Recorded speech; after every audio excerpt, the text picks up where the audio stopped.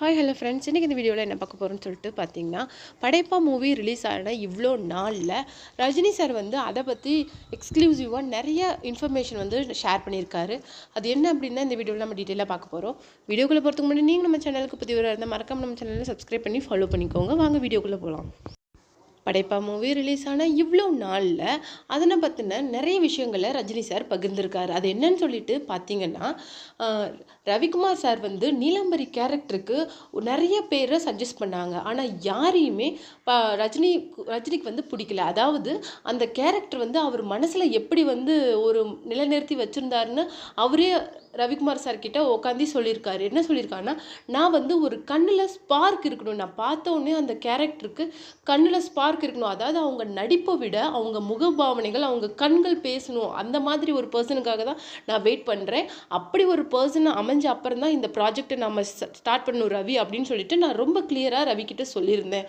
அதுக்காக அவர் நிறைய பேரை சஜஸ்ட் பண்ணியிருந்தாரு. மாதுரி தீக்ஷித், அப்புறமேலு நிறைய மும்பை ஸ்டார்ஸாக அப்போ அவர் சொன்னார். ஆனால் யாருமே எனக்கு அந்த கேரக்டரில் வச்சு பார்க்க அவ்வளோவா அரமனசாக தான் இருந்தது, ஃபுல்ஃபில்லாக நான் இல்லை அப்படின்னு சொல்லியிருந்தாரு. அவர் அப்புறம் ஒரு நாள் மும்பையிலேருந்து எனக்கு ஃபோன் பண்ணார். சார் நீங்கள் நினைக்கிற மாதிரி ஒரு கேரக்டரை நான் ஃபிக்ஸ் பண்ணியிருக்கேன், நான் வந்து உங்களை கூட்டிகிட்டு வந்து நம்ம ஒரு ட்ரையல் பண்ணி பார்க்கலாம், உங்களுக்கு பிடிச்ச அப்புறமேலு நம்ம கேரக்டரை கூட மூவி ஸ்டார்ட் பண்ணலாம் சார் அப்படின்னு சொல்லியிருந்தாரு. சரி, ஓகே ரவி, நான் வந்து ரவிக்கிட்ட வந்து எல்லாம் சொன்னதுனால அவர் வந்து என்னுடைய ஃப்ளோவில் வருவார் அப்படின்னு சொல்லிட்டு நான் அவருக்கு ஓகே சொல்லி நீங்கள் கூட்டிகிட்டு வாங்க நம்ம பார்த்துக்கலாம் அப்படின்னு சொல்லிட்டு சொல்லியிருந்தேன். அவர் அப்போ யார் சொன்னார்னா ரம்யா கிருஷ்ணன் அப்படி சொன்னார். ரம்யா கிருஷ்ணனை வந்து நான் வந்து மூவிஸில் பார்த்துருக்கேன், ஆனால் அதுக்கப்புறம் அவங்க மும்பைக்கு போயிட்டாங்க. பட் வந்து இந்த கேரக்டருக்கு அவங்க செட் ஆவாங்களா ரவி அப்படின்னு சொல்லிட்டு கேட்டிருந்தாங்க. அப்புறம் அவங்க ஃபஸ்ட் டைம் அவங்கள நான் லிஃப்டில் தான் பார்த்தேன். அப்போ அவங்க கண்ணில் இருந்த அந்த பவர் எனக்கு பிடிச்சிருந்தது.